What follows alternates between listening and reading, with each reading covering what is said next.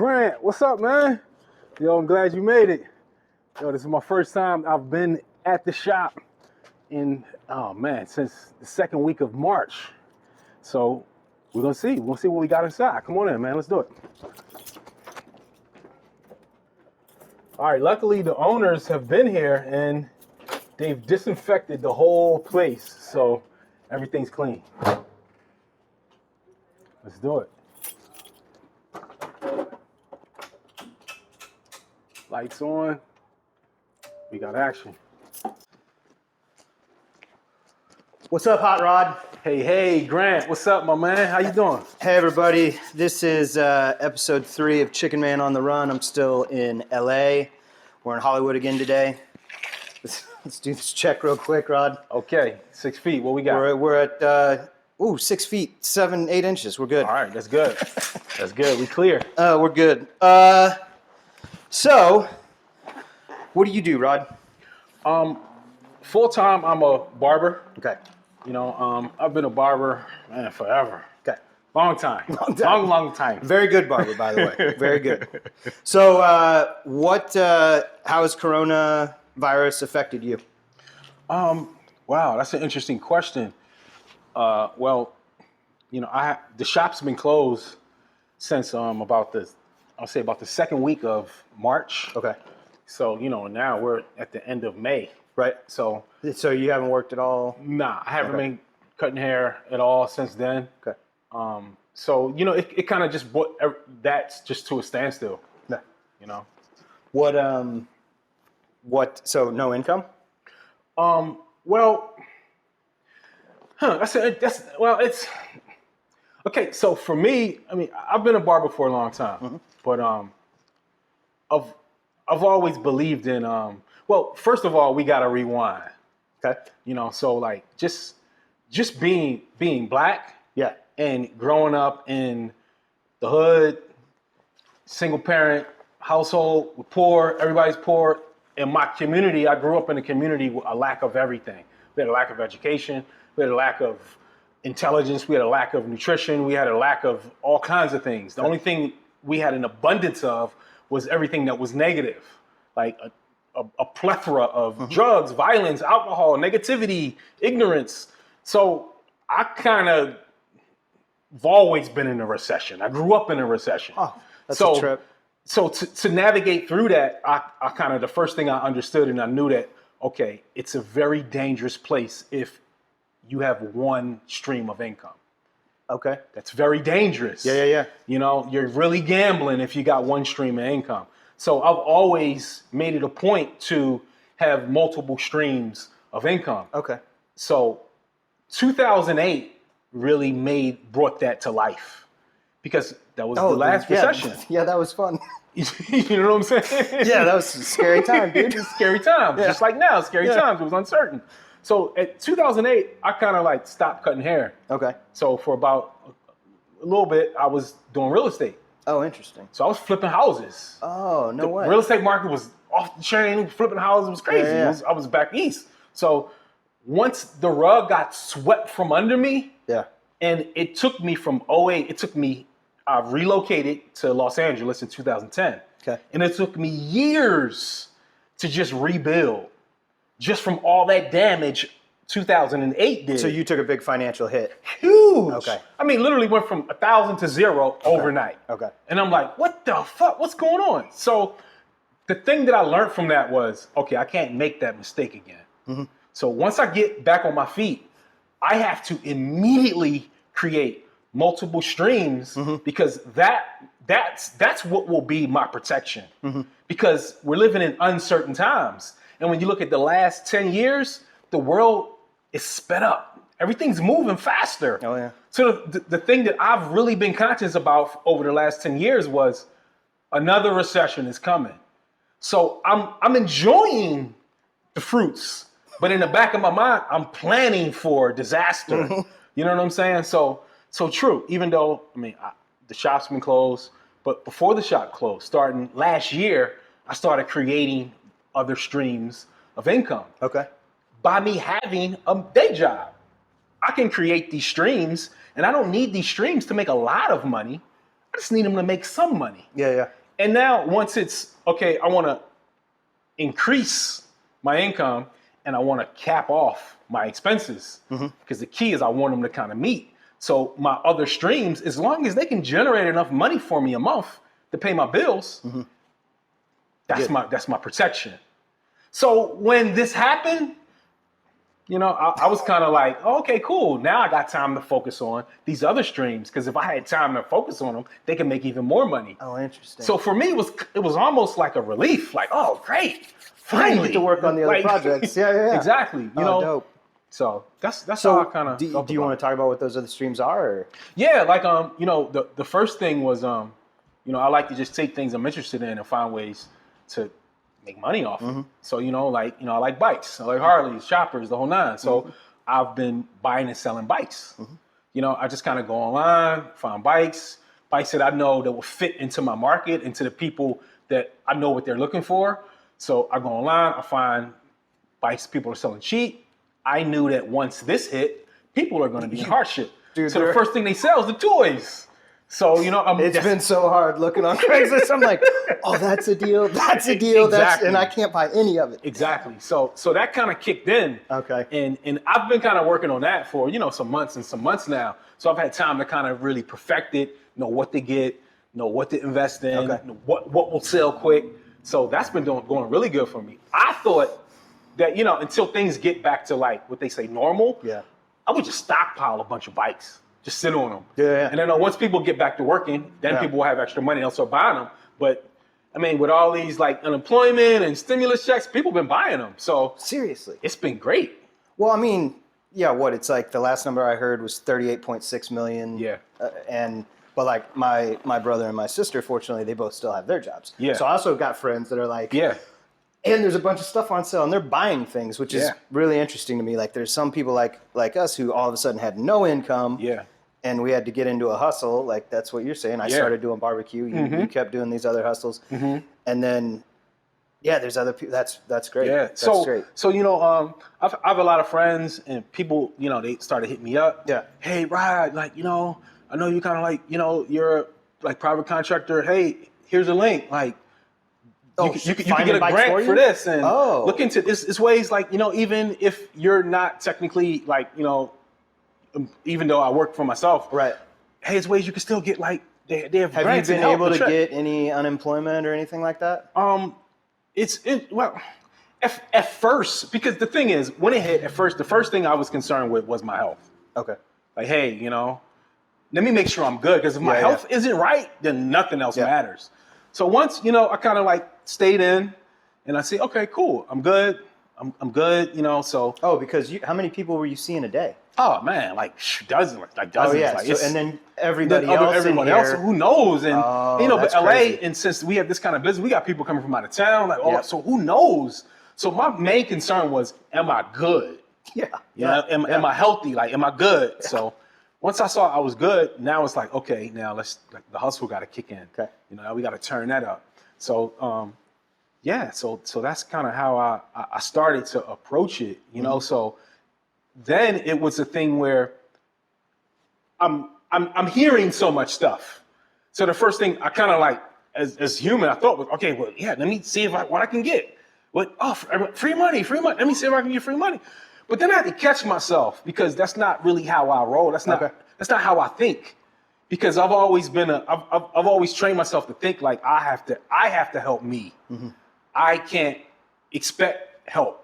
And that just comes from, like I said, like the demographics of how I was brought up. Okay. Like when you're a young black person in America and you're growing up in the conditions we're forced to grow up under, it's no help for us. Yeah. We have to figure out how to survive, how to make it. So I kind of had to tap back into my inner self, and I was like, okay, I don't want to invest a lot of time and energy into trying to get help. Let me invest my time and energy into paying myself. Because no one's going to pay me the way I can pay me.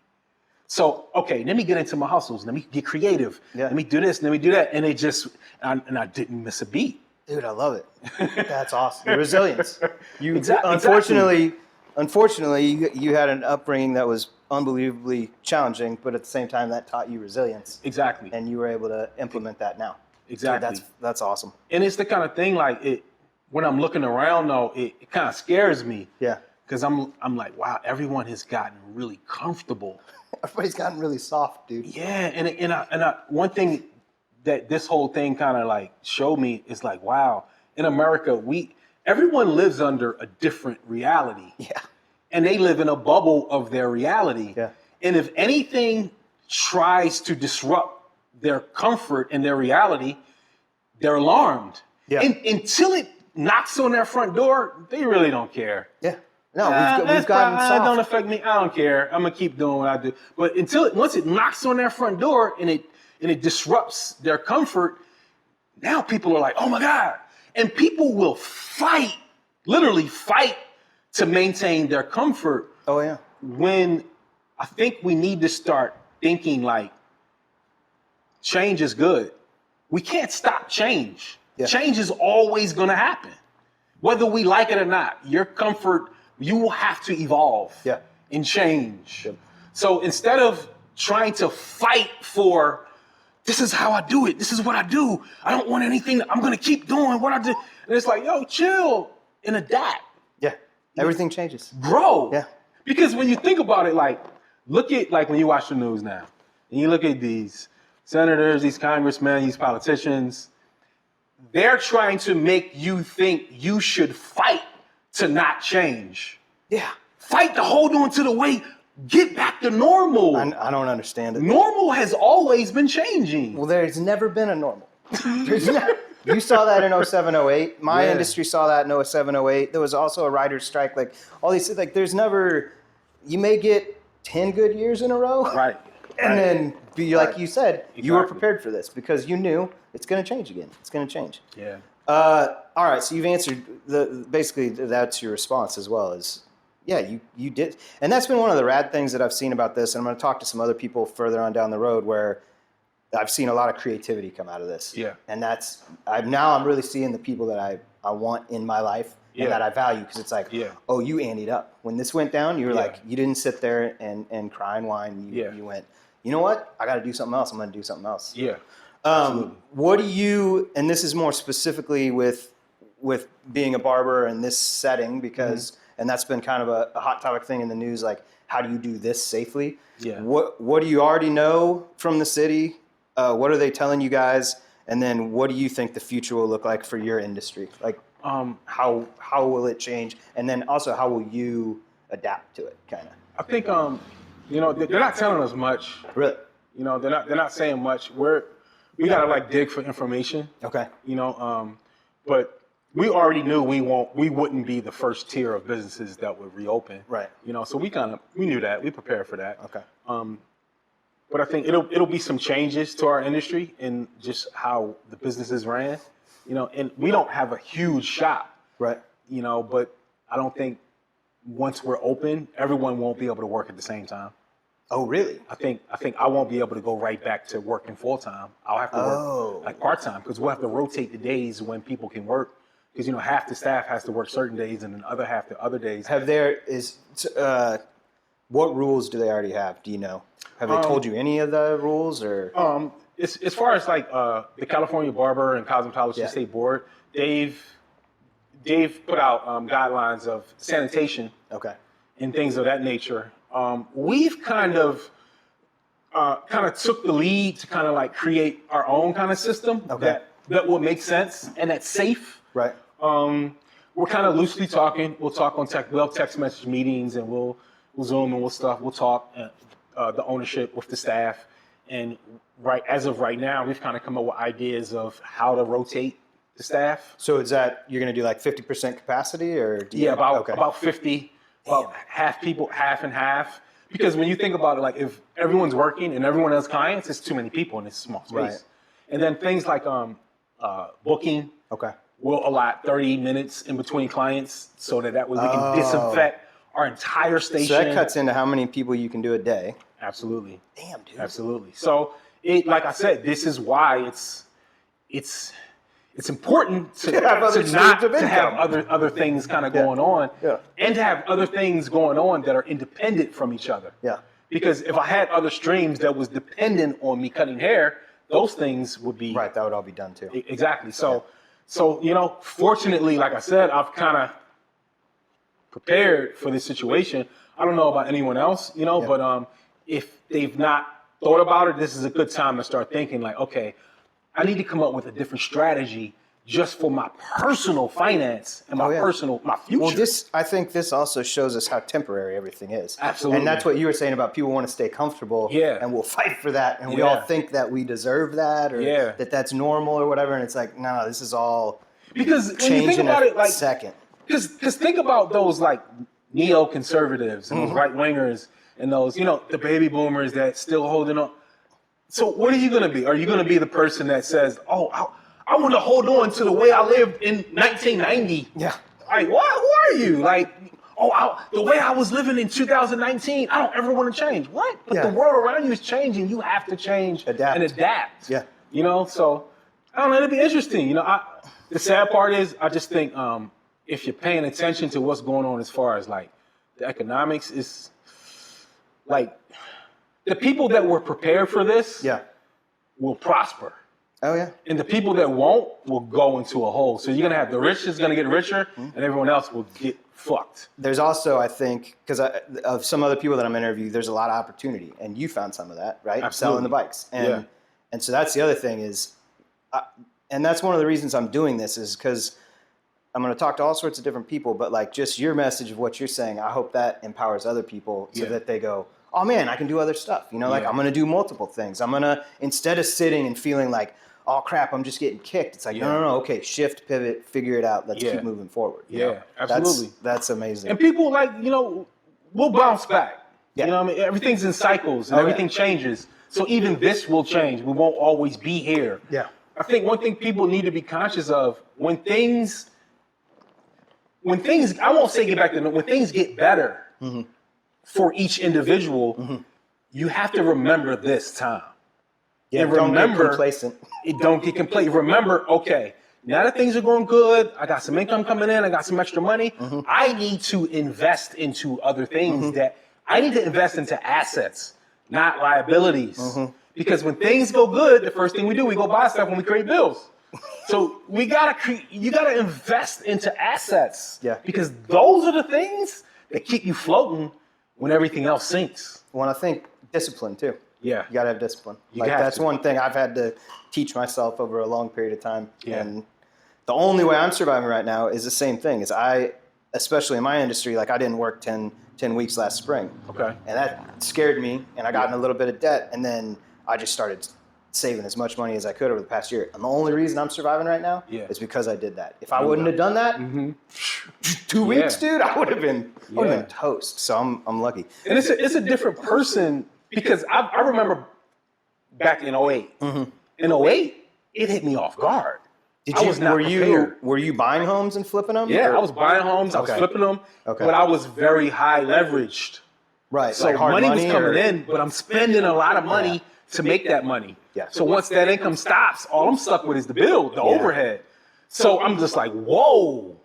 So it just made me realize like, okay, I need a different strategy because I don't want to be in this position again. Right. So that's why I didn't want to go back to the norm. Right. The norm is what got me in that position. Yeah, you're over leveraged. I got to do something better than the norm.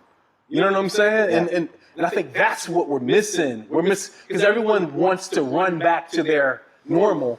But my normal got me in this position. Yeah. So I need something better than my old normal. That I need to put a strategy to get to. Change is hard. Change is hard for me, right? So it's like even shifting your mindset and going, okay, once I dig myself out of this, I'm going to do something different. Like that is where I think that discipline comes in. Do you think? This question is kind of two-part. I asked it, but how do you think things will change? Do you think you'll change anything personally for yourself in the future? And do you think you'll change how you navigate, like in this job? I think, definitely. It's no way anything can affect the globe to this capacity and not for some kind of change. It might not be an extreme change, but things will have to be repositioned. I think that's why, for me, luckily this time I'm able to be in a position where I can reposition myself. But like, for example, when you have a time, like, wealth is created when you have money when no one else has money. Right. Because now you can reposition yourself in a better position. You could get further up in the line. Right. So I'm looking at repositioning myself to be in a better situation I was pre-corona. So I think the change will come with just now we're more aware of this can happen and this can happen again. So it seems highly likely too. So in my industry, definitely a lot more just concerned with just sanitation, making sure I'll probably always clean my whole station in between every client from now on. That will be a change within my Even industry. if they don't continue to require it, you'll just keep doing it? Just because it's no guarantee this won't happen again. And, like what the experts are saying, because my thing is I don't really listen to the politicians and the media. That's rhetoric. So I try not to take in too much of that because they're trying to make me think things. Yeah. They're pushing buttons on my emotions and making me react, and I'm not going to feed into that. Yeah. I like the science side of it because the science is the science. It's no altering that. So I kind of like to dig deep into the science. And sanitation and being safe is something we should do anyway. Yeah. And the way it's looking like, this won't be the last of pandemics. Like, more will come. Oh, yeah. So why not change to prepare for things that hasn't happened yet? So I understand what you're going to do. Are you concerned for your safety at all in the future? Yeah, to an extent. Really? So doing this, because you're seeing so many people. Yeah, to an extent. If I had the kind of job where I could, like if I was an editor and I'm just going into you can just sit by yourself and not have to worry. By myself or maybe one other guy, then cool. But I have a profession where I deal with the public. Yeah. So who knows? And it's not just my clients, but I work with other people and they have clients. Yeah. So it is a concern. I wouldn't say like, oh no, I'm not worried about that. It's a concern. Okay. And that's why I'll take the precautions to protect myself. Right. Because I can't make anyone else do anything. The only thing I can do is protect me. Yeah. So I'll definitely, and like sanitizing my station, wearing gloves, wearing a mask with clients. You're going to do gloves. Absolutely. Like those are things to protect myself. Right. I want to feel comfortable. So this is a conversation I have with another friend and I that we do art department stuff and construction and different things like that. Like there's certain times when wearing gloves really screws with something I'm doing. Like if I'm doing certain things, I'm painting a bike or whatever, you don't have that feel. Is that going to mess with you at all? It takes some adjustments because you'll get used to it. Like for me, cutting hair is rhythmic. Right. It's rhythmic and it's feel. Okay. So when you put gloves on, the feel alters. Yeah. You know what I'm saying? So I've cut with gloves before. Okay. And in the barber profession, a couple years ago, with a lot of the new barbers, it became trendy. Oh, really? So like wear gloves when you cut. the black just wear gloves. Tattoo guys. They don't even know why they're doing it. Right. It's just that one person did it on Instagram and everyone does it. Yeah. It looks cool. So I kind of like tried it, but it doesn't feel right. Yeah.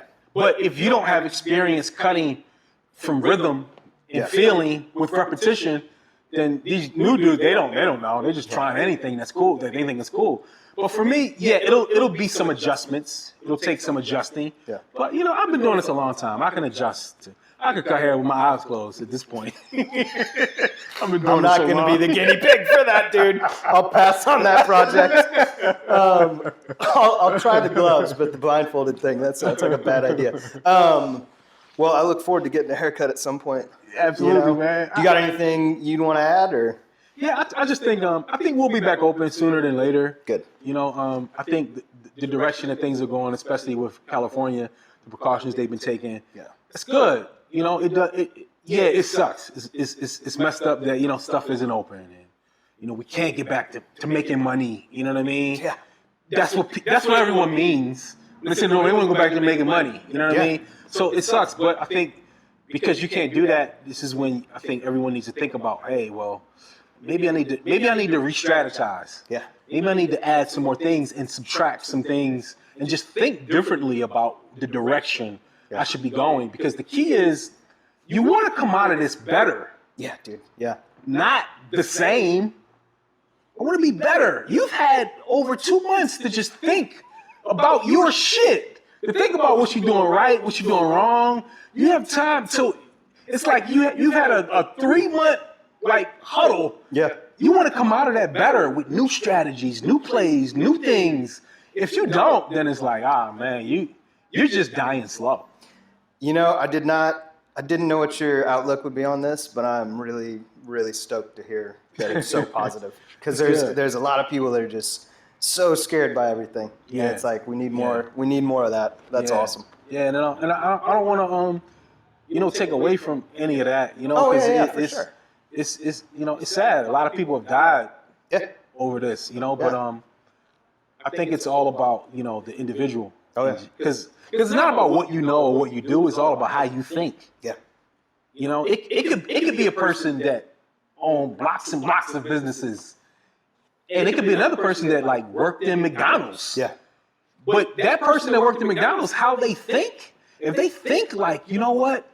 Okay, I'm going to do this. I'm going to implement that. I'm going to improve that. I'm going to get these areas better in my life. I'm going to save more money. I'm going to bring my bills down. That person will eventually surpass that person that owns all this stuff and they got all these titles and they're doing all this cool stuff, but they got so much bills and they're so over leveraged that they can't be nimble and agile. Yeah. They can't adjust. They can't change. Yeah. So they're locked into their lifestyle and that person will they'll just sink. They'll just sink. Yeah. So I don't know, man. So we'll see, man. I'm just glad you came through, man. Yeah. I really like what you're doing. Thank you. This is cool, and I think it's a good platform to kind of, let people kind of express themselves. Yeah. Everyone has a point of view, and everyone's experience is different, and how it's affecting everybody is different. And sometimes people just need to get it out, and they just need to talk about it. Well, and then it's also hearing it from other people. You can relate to it, and that's what I started noticing was, one guy's responding to it one way, and another guy's responding to it in another way, and once we all you're not hearing enough of that in the media. That's true. I'm just hearing all this and obviously it's horrible how many people are dying, and it's a horrible, scary thing to get a virus that could kill you. Yeah. But you're not hearing any positive anything. And also, I don't think you're really truly hearing how bad it is for certain people that have not had the virus or had it impact them. That's true. So that was kind of the intent with this whole thing. So appreciate your time, man. Hey, man, thanks for coming through, man. I appreciate it. All right, ChickenMan out.